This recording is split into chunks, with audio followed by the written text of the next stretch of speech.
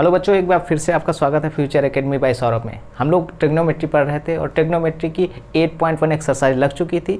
अब हम 8.2 की तरफ बढ़ रहे थे, लेकिन कुछ बेसिक कॉन्सेप्ट थे जिन्हें समझने थे। तो हमने 45 डिग्री के बेसिस पर ट्रिग्नोमेट्रिक रेशियोज फाइंड कर लिए थे। आज हम लोग 30 डिग्री और 60 डिग्री के बेसिस पर ट्रिग्नोमेट्रिक रेशियोज देखेंगे। तो उसके लिए मैंने एक इक्विलेटरल ट्रायंगल ले लिया है, ऐसा ट्रायंगल जिसकी सारी भुजाएं इक्वल होती हैं, या फिर हम कह सकते हैं ऐसा ट्रायंगल जिसके सारे एंगल आपस में इक्वल होते हैं, उसे इक्विलेटरल ट्रायंगल कहते हैं। तो ऐसा एक ट्रायंगल यहाँ पर आप देखेंगे कि सारे एंगल अगर इक्वल होंगे तो इसका मतलब होगा कि सारे एंगल कितने होंगे, 60 डिग्री के होंगे, क्योंकि किसी भी ट्रायंगल के तीनों एंगल का सम जो होता है कितना होता है, 180 होता है। और जब 180 होता है तो सभी में अगर 60 डिवाइड करेंगे तब जाकर यहाँ पर एक हमारा इक्विलेटरल ट्रायंगल मिलेगा।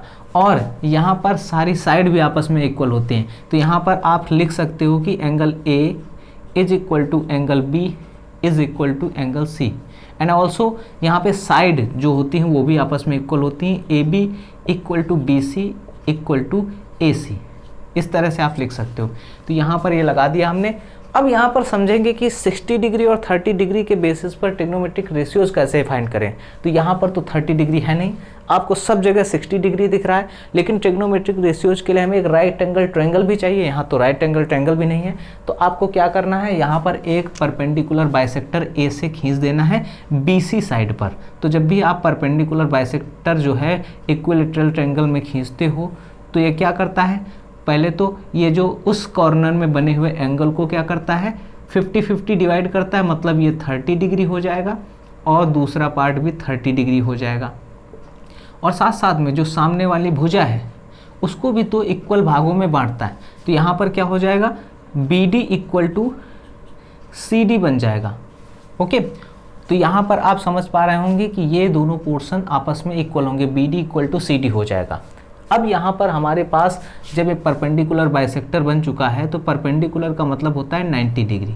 तो अब आपको दिख रहा होगा कि यहाँ पे राइट एंगल ट्रायंगल ABD बन चुका है और इसी की ज़रूरत थी। यहीं पे हमें ट्रिग्नोमेट्रिक रेशियोज निकालने हैं और जब तक राइट एंगल ट्रायंगल नहीं मिलता तब तक हम ट्रिग्नोमेट्रिक रेशियोज की कल्पना भी नहीं कर सकते। तो अब आपके पास यहाँ पर मिल चुका है 30 डिग्री, 60 डिग्री और 90 डिग्री। तो सबसे पहले यहाँ पर आपका जब 60 डिग्री मिल चुका है तो 60 डिग्री के बेसिस पर हम अभी ट्रिग्नोमेट्रिक रेशियोज निकालेंगे। और इधर दूसरी तरफ 30 डिग्री भी मुझे दिख रहा है, तो इसी ट्रायंगल से हमारा 30 डिग्री के लिए भी ट्रिग्नोमेट्रिक रेशियोज आ जाना है। अब इसके लिए सबसे पहले आपको क्या करना पड़ेगा कि साइड्स को लेट करना होगा, क्योंकि साइड्स एंगल पर तो बेसिस हैं, लेकिन साथ साथ में साइड को भी लेकर चलते हैं। साइड हमें पता हो कि तभी हमें पता चलेगा। ट्रिग्नोमेट्रिक रेशियो साइड और एंगल के बीच में एक रेशियो डिफाइन करते हैं, एक रिलेशनशिप डिफाइन करते हैं और उसी के हेल्प से हम बहुत सारे क्वेश्चन लगाएंगे। तो यहाँ पर हमारे पास है AB। अब AB को मैं लेट करूँगा 2A। क्या लेट करूँगा, 2A, इतने को। तो इसका मतलब है कि हमारी सारी साइड यहाँ पे जो होंगी वो 2A हो जाएंगी, 2A यूनिट। और यहाँ पर ये भी 2A हो जाएगा। अब आप समझ रहे होंगे कि सारी साइड अगर मैंने 2A लेट कर दी है तो इनका जो ये पार्ट है ये कितना हो जाएगा, क्योंकि इक्वल पार्ट है तो ये A हो जाएंगे, A यूनिट। ठीक है, तो अब आप देख रहे होंगे कि हम यहाँ पर ABD ट्रायंगल में दो साइड लेट कर चुके हैं, 2A एंड A। हमें निकालना पड़ेगा ये परपेंडिकुलर जो कि 60 डिग्री के सामने वाला है। तो इसके लिए हमें क्या करना होगा, in triangle ABD, in triangle ABD लिखेंगे, इन ट्रायंगल ABD पाइथागोरस लगा देंगे बाय पाइथागोरस थ्योरम, क्योंकि पाइथागोरस थ्योरम से ही हमें यहाँ पे एक साइड निकल सकती है। पाइथागोरस थ्योरम लगाएंगे और हम अपनी साइड निकाल लेंगे। तो पाइथागोरस थ्योरम के अकॉर्डिंग क्या होता है, hypotenuse square means AB square equal to base square means BD square plus perpendicular means AD square. अब इस तरह से आपने लिख लिया है पाइथागोरस थ्योरम के अकॉर्डिंग, और यहाँ पर आपको वैल्यू पुट करनी है। तो अभी AB की वैल्यू क्या है, AB की वैल्यू है 2A, तो आप 2A का स्क्वायर कर दोगे। फिर BD की वैल्यू क्या है, BD की वैल्यू है A, तो A का स्क्वायर कर देना है आपको, और फिर AD स्क्वायर।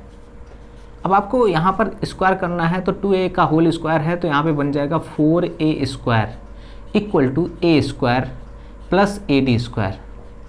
अब आपको फाइंड करना है AD, तो आपको क्या करना है, ये पूरा का पूरा जो राइट साइड का पार्ट है लेफ्ट में लिख लेना है और लेफ्ट वाले को राइट में लिख देना है। तो यहाँ पे मैं लिख रहा हूँ A² plus AD² equal to 4A², और यहाँ से आप AD² निकालते हो तो AD² इक्वल टू हो जाएगा 4A², और ये A² इधर पॉजिटिव है तो उधर दूसरी तरफ जाएगा तो निगेटिव हो जाएगा -A²। तो AD² यहाँ पे बचेगा, और यहाँ पर लिखेंगे 4A² में A² माइनस करेंगे तो बचेगा हमारे पास 3A², और फिर यहाँ से AD इक्वल टू बनेगा √3A², और यहाँ से आपको AD मिल जाएगा AD इक्वल टू √3A। तो आप ट्रायंगल में लिख सकते हैं कि हमारा ये जो तीसरा साइड है वो √3A मिल गया है। ठीक है, अब हम फोकस करेंगे कि ABD जो हमारा ट्रायंगल है इसमें हमें सारे साइड मिल चुके हैं। अब जब सारे साइड मिल चुके हैं तो इसके लिए हमें ट्रिग्नोमेट्रिक रेशियोज निकालना बड़ा ही आसान हो जाना है। तो ट्रिग्नोमेट्रिक रेशियोज निकालने के लिए हम अपना कॉन्सेप्ट अब लगा सकते हैं, और यहाँ पर जो भी ट्रिग्नोमेट्रिक रेशियोज दिए हुए हैं sign, cos, tan, cot, sec, cosec 60 और 30 के लिए दोनों यहाँ पर आ जाने हैं। कैसे लगाएंगे समझते हैं। तो सबसे पहले हम क्या करेंगे, 60 के लिए देखते हैं। अगर हम यहाँ पर साइन 60 निकालेंगे तो यहाँ पर साइन 60 लिखेंगे। साइन 60 डिग्री इक्वल टू होता क्या है, परपेंडिकुलर अपॉन हाइपोटेन्यूज होता है, और यहाँ पर 60 डिग्री के लिए परपेंडिकुलर क्या है, AD है, तो आपको AD रखना है, और डिवाइड बाई हाइपोटेन्यूज क्या है, AB है, तो AB रखना है। अब AD की वैल्यू क्या है, √3A डिवाइड बाई यहाँ पर वैल्यू है 2A। तो अब A से A यहाँ पर कट जाएगा, बचेगा √3/2। आपकी साइन A की वैल्यू, साइन 60 डिग्री की वैल्यू आ चुकी है, या फिर आप यहाँ पे एंगल A ले रहे थे या B ले रहे थे, जो भी ले रहे थे, लेकिन यहाँ पर हमने 60 डिग्री ले लिया है, तो 60 डिग्री के बेसिस पर यहाँ पे √3/2 वैल्यू आ गई है। उसी तरह से आप cos 60 की निकाल सकते हैं। cos 60 डिग्री इक्वल टू क्या होता है, होता है बेस अपॉन हाइपोटेन्यूज, और बेस यहाँ पर क्या है, बेस है BD, तो BD अपॉन हाइपोटेन्यूज है AB इक्वल टू, अब बेस यहाँ पर आप देखोगे तो बेस BD है तो BD की वैल्यू है A, और डिवाइड बाई हाइपोटेन्यूज है 2A। तो अब आप यहाँ पे A से A कट करोगे तो आ जाएगा 1/2। ठीक है, तो इस तरह से आप cos की भी वैल्यू फाइंड कर सकते हो। ठीक है, अब tan की वैल्यू फाइंड करते हैं। तो tan 60 इक्वल टू क्या हो जाना है, tan 60 इक्वल टू होता है परपेंडिकुलर अपॉन बेस, और यहाँ पर परपेंडिकुलर क्या है, AD, और बेस हमारा है BD, और AD की वैल्यू है √3A डिवाइड बाई A, और जब आप देखते हो कि यहाँ पे A से A कट जाएगा तो बचेगा हमारा √3। इस तरह से हमारी साइन, कॉस, टैन की वैल्यू आ चुकी हैं। इसी तरह से सेक, कॉसेक और कॉट की वैल्यू फाइंड कर सकते हैं। तो ये 3 बची हुई वैल्यू आप लोगों को निकालनी है। अब आप लोगों को फॉर्मूला पता होना चाहिए। फॉर्मूला मैं यहाँ पे बता रहा हूँ, आप लोगों को यहाँ पे वैल्यू रख के इसी तरह से फाइंड करना है। तो फॉर्मूला क्या होता है, मैं कॉट के लिए फॉर्मूला बता रहा हूँ। कॉट 60 डिग्री आपको निकालना होगा, तो कॉट 60 के लिए क्या करोगे, आपको बेस अपॉन परपेंडिकुलर फॉर्मूला रखना है और इन साइड को पुट करना है। साथ साथ में अगर आपको सेक 60 निकालना है तो सेक 60 के लिए आपको क्या करना पड़ेगा, आपको हाइपोटेन्यूज अपॉन बेस रखना होगा, और उसी तरह से कॉसेक 60 आपको निकालना है तो कॉसेक 60 के लिए क्या करना पड़ेगा, आपको हाइपोटेन्यूज अपॉन परपेंडिकुलर करना पड़ेगा। अब ये 3 वैल्यू मैं यहाँ पर आपके लिए छोड़ रहा हूँ और आप लोग यहाँ पर आसानी से रख कर लगा लेंगे। बस आपको फोकस करना है कि ए से ए सभी वैल्यूज़ में कट जाना है, आपको एक न्यूमेरिकल वैल्यू मिलेगी इस फॉर्म में। तो इन तीनों की वैल्यू आप लोगों को लगानी है। हम लोग देखेंगे 30 डिग्री के लिए, क्योंकि 30 डिग्री भी इसी का एक पार्ट है, और 30 डिग्री के लिए अगर हम लगा लेंगे तो हमारा यहाँ पे 60 और 30 दोनों कंप्लीट हो जाएगा एक साथ। ठीक है, तो अभी आप फोकस करेंगे कि इसी ट्रायंगल पर ABD में यहाँ पर आप देखेंगे कि हमारा 30 डिग्री यहाँ पर बन रहा है, और 30 डिग्री के जस्ट सामने वाला अगर हम यहाँ पर देखेंगे तो ये परपेंडिकुलर बन जाएगा, और फिर ये हाइपोटेन्यूज तो हमेशा रहेगा क्योंकि 90 के सामने है, और ये बचा हुआ क्या हो जाएगा, बेस। तो अब आपको ये फोकस करना है, क्योंकि जो एंगल हम ले रहे होते हैं उसी के जस्ट अपोजिट हमारा परपेंडिकुलर होता है। हमारे ट्रिग्नोमेट्री का एक बहुत ही बेसिक कॉन्सेप्ट है। जो लोग इसको समझ लेते हैं उससे कभी भी ये रेशियोज गलत नहीं होते हैं। तो हमें जान लेना है, हमें साइन 30 की वैल्यू अगर निकालनी है तो साइन 30 के लिए आपको क्या करना है, आपको मैं बता देता हूँ। ऐसे लिखोगे sine 30 equal to, formula same to same रहेगा, परपेंडिकुलर अपॉन हाइपोटेन्यूज। अब इस बार परपेंडिकुलर क्या हो जाएगा 30 के लिए, 30 के लिए हो जाएगा BD, और डिवाइड बाई हाइपोटेन्यूज हमारा हमेशा से वही रहेगा क्योंकि 90 के सामने, तो AB हो जाएगा डिवाइड में। अब आप BD की वैल्यू देख सकते हो कि BD की वैल्यू A है और हाइपोटेन्यूज है हमारा 2A, और यहाँ से आप जब A से A कट करोगे 1 टाइम कटेगा तो 1/2 हमारा आंसर आ जाएगा। इस तरह से हमारी ये वैल्यू आ चुकी है। और फिर उसके बाद अगर हम cos 30 की वैल्यू निकालते हैं, cos 30 डिग्री, तो cos 30 डिग्री होता क्या है, बेस अपॉन हाइपोटेन्यूज होता है। और बेस हमारे इस ट्रायंगल के लिए यहाँ 30 के सामने परपेंडिकुलर है तो बचा हुआ ये बेस हो जाएगा, बेस हमारा AD है, और डिवाइड बाय AB हाइपोटेन्यूज हो जाएगा। अब आप AD की वैल्यू रख सकते हो √3A डिवाइड बाई 2A, और यहाँ से A कटेगा तो आ जाएगा √3 डिवाइड बाई 2। तो इस तरह से cos 30 की वैल्यू मिल जाएगी।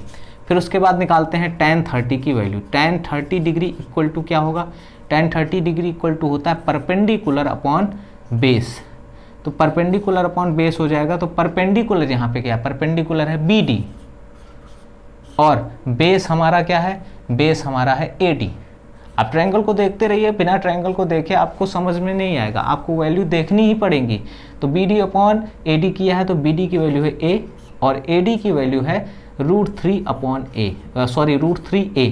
अब आप यहाँ पर A से A कट करोगे तो क्या आ जाएगा, 1/√3 आ जाएगा। तो इस तरह से हमारी साइन कॉस टैन की वैल्यू आ गई 30 डिग्री के बेसिस पर। अब इसी तरह से कॉट की वैल्यू निकाल सकते हैं। कॉट 30 डिग्री, कॉट 30 डिग्री क्या होगा, बेस अपॉन परपेंडिकुलर होगा, और बेस क्या है, बेस हमारा है AD, और परपेंडिकुलर क्या है, परपेंडिकुलर है BD। तो AD की वैल्यू क्या है, AD की वैल्यू आप देखोगे तो √3A है, √3A, और BD की वैल्यू है A, और इस तरह से A कटेगा तो हमारी वैल्यू आ जाएगी √3। तो आप देख रहे होंगे कि tan का जस्ट रेसिप्रोकल क्या होता है, कॉट होता है, इसीलिए यहाँ पे देखो 1/√3 का रेसिप्रोकल √3 होता है। अब इसी तरह से sec 30 की वैल्यू फाइंड कर लेते हैं। तो sec 30 के लिए आपको फॉर्मूला लगाना है। sec 30 होता क्या है, हाइपोटेन्यूज अपॉन बेस होता है, हाइपोटेन्यूज अपॉन बेस, और हाइपोटेन्यूज हमारा क्या है, AB है, और बेस क्या है, बेस हमारा है AD। अब AB की वैल्यू आप रख लीजिए, AB है हमारा 2A, और AD की वैल्यू है √3A, और यहाँ A से A फिर से कटेगा, आ जाएगा 2/√3। इस तरह से हमारी वैल्यू sec 30 की आ जाएगी। और आप देखोगे कि cos का जस्ट रेसिप्रोकल sec होता है। यहाँ पर देख लो, आपको √3/2 मिल रहा था और इसी का रेसिप्रोकल 2/√3 मिल गया है, cos का रेसिप्रोकल sec 30। अब उसी तरह से cosec 30 का निकाल लेते हैं। तो cosec 30 डिग्री इक्वल टू होता है हाइपोटेन्यूज अपॉन परपेंडिकुलर, और हाइपोटेन्यूज आपका है AB, और परपेंडिकुलर क्या है, परपेंडिकुलर हमारे 30 डिग्री के सामने होगा तो BD, और AB की वैल्यू है 2A डिवाइड बाई BD की वैल्यू है A, और यहाँ A से A कटेगा, आ जाएगा 2। तो इस तरह से हमारा sine cos tan cot sec cosec की वैल्यू आ चुके हैं। अब आपको यहाँ पर दिख रहा होगा कि ये सारे के सारे जो है एक दूसरे से रिलेटेड हैं। यहाँ पे साइन 30 भी कॉसेक 30 का रेसिप्रोकल है, ये दोनों एक दूसरे के रेसिप्रोकल हैं। यहाँ पे 1/2 था, यहाँ पे 2 आ गया, और इसी तरह से ये इन तीनों के रेसिप्रोकल होते हैं रिस्पेक्टिवली, और इनको हम देखेंगे, फोकस करेंगे कि कैसे एक दूसरे से जुड़े हुए हैं। तो ये जिनको याद हो जाएगा उनके लिए बहुत ही आसान काम हो जाना है। अब जिन लोगों को आ चुका है इसको नोट कर लेंगे, और मैं थोड़ा सा आपको कॉन्सेप्ट फिर से एक समझाना चाहूँगा कि किस तरह से साइन कॉस टैन कॉट से कॉसेक आपस में जुड़े हुए हैं। तो अगर मैं बोलूँ कि साइन थीटा किससे जुड़ा हुआ है, तो साइन थीटा इक्वल टू होता है 1/cosec थीटा, 1/cosec थीटा, और इसी तरह से अगर मैं यहाँ पे बोलूँ कि कॉसेक थीटा को क्या लिख सकते हो, तो कॉसेक थीटा इक्वल टू होता है 1/sin थीटा, ये भी याद रखेंगे। उसी तरह से आप लिखोगे कॉस थीटा क्या होता है, तो कॉस थीटा इक्वल टू होता है 1/sec थीटा। और आप बोल सकते हो कि 1/sec थीटा जैसे है तो sec थीटा क्या होगा, तो sec थीटा इक्वल टू हो जाएगा 1/cos थीटा, इस तरह से। और फिर इसी तरह से आप tan theta equal to find करो, tan थीटा क्या होता है, तो 1/cot थीटा होता है, cot थीटा, और 1/cot थीटा। अगर cot थीटा फाइंड करो यहाँ से, cot थीटा क्या होगा, तो हो जाएगा 1/tan थीटा। तो ये एक रिलेशन है कि एक ट्रिग्नोमेट्रिक रेशियो दूसरे ट्रिग्नोमेट्रिक रेशियो का किस तरह से रेसिप्रोकल होता है। और इस तरह से अगर मुझे साइन थीटा पता है तो बड़ी आसानी से हम कॉसेक थीटा निकाल सकते हैं, या फिर कॉसेक थीटा पता है तो साइन थीटा निकाल सकते हैं। हमें कोई भी फिर ट्रायंगल यूज करने की ज़रूरत नहीं। हाँ, लेकिन जब हमें साइन थीटा पता होगा तो कॉस थीटा निकालना होगा, तो उसे हमें ट्रायंगल की हेल्प से ही करना होगा, उसकी मदद लेनी पड़ेगी। लेकिन ये बेसिक कॉन्सेप्ट है कि 30 डिग्री और 60 डिग्री के किस तरह से निकालेंगे। और जो बच्चे ये होमवर्क कर लेंगे वो बच्चे हमें तुरंत जो है मैसेज ज़रूर कर देंगे, वीडियो में पता चल जाएगा कि किन बच्चों के सल्यूशन आ गए हैं और कौन से बच्चे बड़े ध्यान से हमारी क्लास देख रहे हैं। तो चलते हैं, मिलते हैं next day. Thank you very much.